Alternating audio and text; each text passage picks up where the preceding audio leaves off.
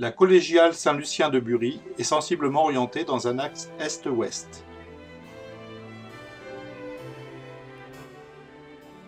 La nef romane, plus basse, date du XIe siècle.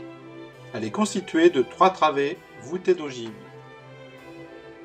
La 4e travée a été reprise pour reconstruire le nouveau transept et le chœur à partir de l'année 1239, pendant le règne de Saint-Louis. Ils préfigurent tous deux une transition vers l'art gothique. Le clocher sert de caisse de résonance aux 3 cloches installées dans les combles du transept. Le son est diffusé par 4 abassons à lame inclinée vers les habitations. À l'angle de l'ancien mur reste une tête de taureau, symbole de Saint-Luc apôtre. Ces symboles étaient placés aux angles du clocher. Sous le toit, la corniche beauvaisine décore la partie haute de la nef, dont les fenêtres sont désormais en partie occultées par la nouvelle toiture des parties collatérales. Sous leur toit, les modillons romans sont bien présents. Les pierres de la construction ont été extraites des carrières de la région, de celle de Mérard en particulier.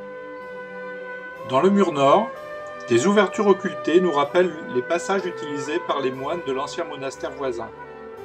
Bénédictin de Saint-Jean d'Angély, puis Prémontré de Saint-Just-en-Chaussée.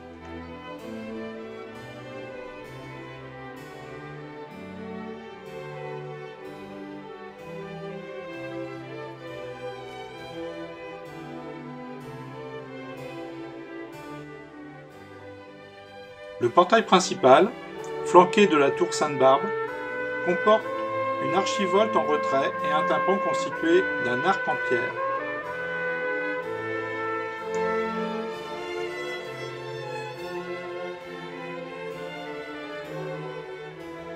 Entrons maintenant. Comme nous pouvons le voir, le linteau en pierre verticale est renforcé par une barre de fer. Comme vous pouvez le constater, l'église est très lumineuse.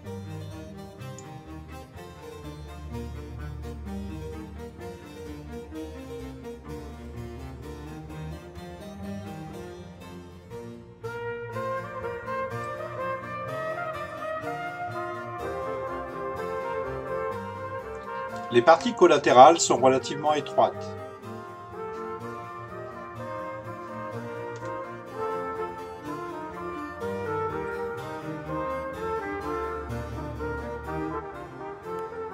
D'emblée, les 2e et 3e travées de la nef romane retiennent l'attention.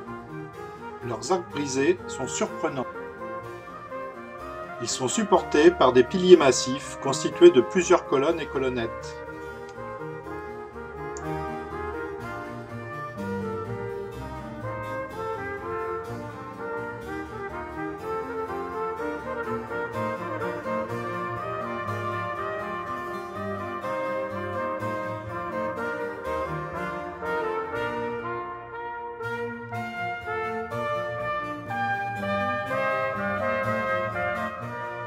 Sur ce chapiteau, vous voyez Saint-Fiacre au travail des champs.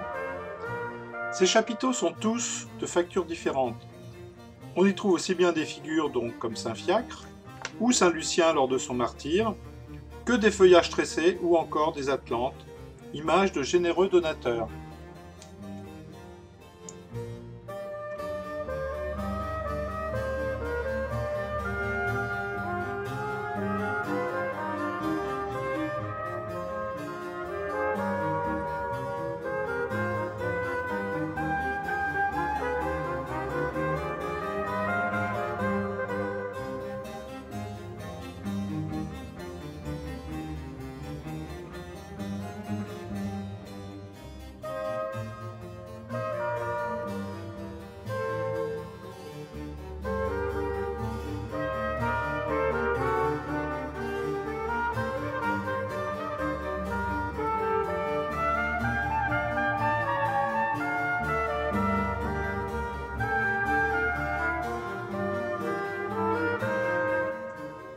Ici, nous voyons Saint Lucien portant sa tête entre ses mains.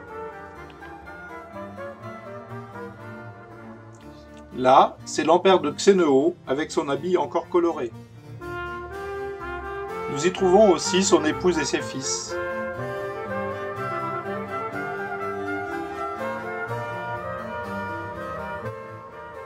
Les fenêtres sont de plein cintre et toutes ébrasées.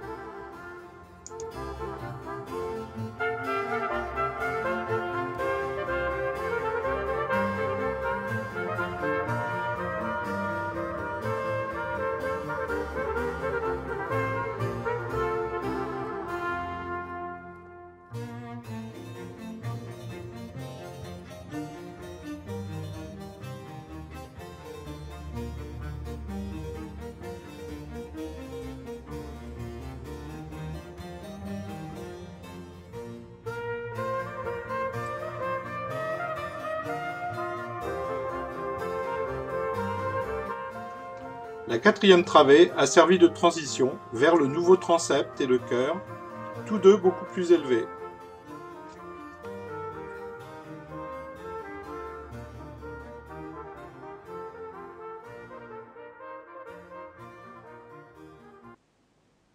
Une pierre tombale est encastrée dans la marche qui permet d'accéder au chœur.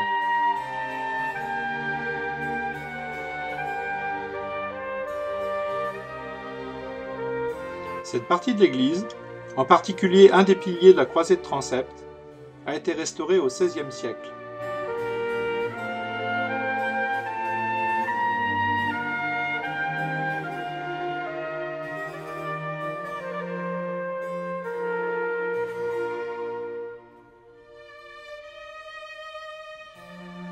Les anciennes stalles, qui accueillaient les moines, sont installées de part et d'autre de la croisée de transept.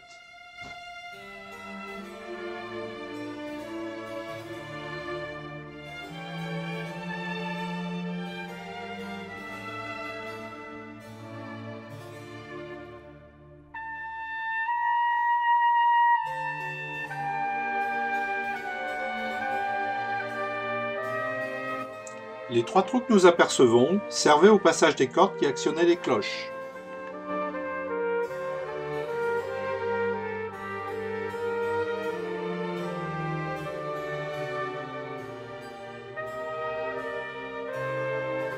Le chœur est orné par de beaux anges de porte-chandelier et par un Christ sur la croix.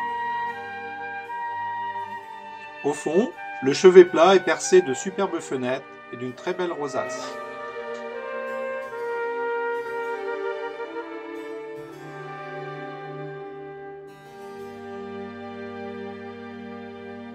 La chaire est superbement sculptée.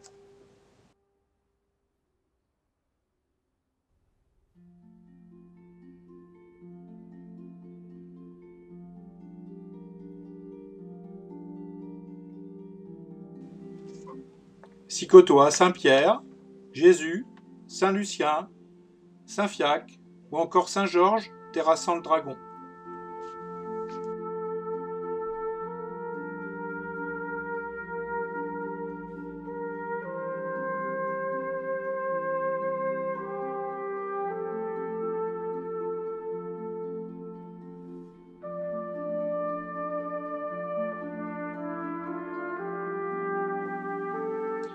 Le transept sud est aussi éclairé par de superbes vitraux et une belle rosace.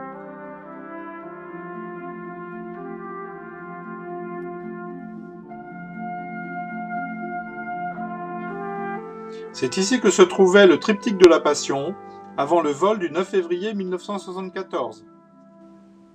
Sur le mur latéral du transept nord, nous trouvons un autre tableau, celui de Sainte Catherine, peint par Herminie Collard. Montons maintenant dans les combles par la tour octogonale située à l'angle extérieur du transept sud.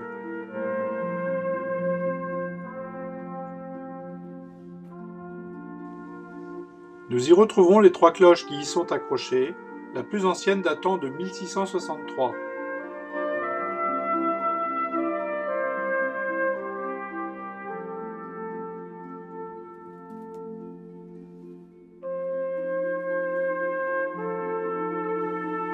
Différents autres ornements côtoient les tableaux du chemin de croix.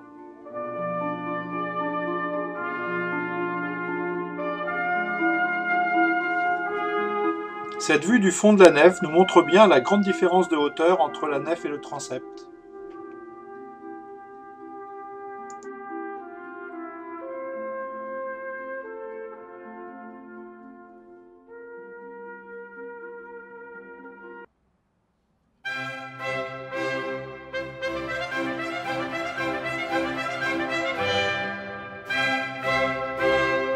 Sortons et observons maintenant le mur de la nef côté sud.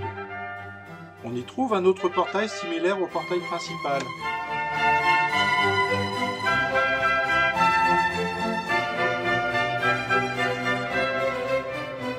Au-dessus de la sacristie, on retrouve la jolie petite rosace à 5 branches.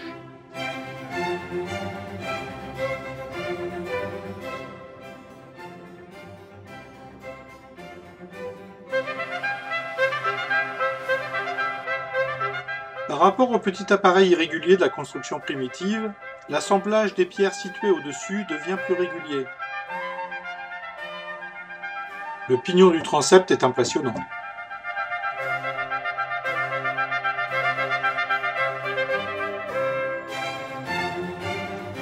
À l'angle sud-est du transept, on retrouve la tour octogonale qui nous a permis d'accéder au comble, ainsi qu'à un balcon d'où, semble-t-il, les édiles s'adressaient aux villageois.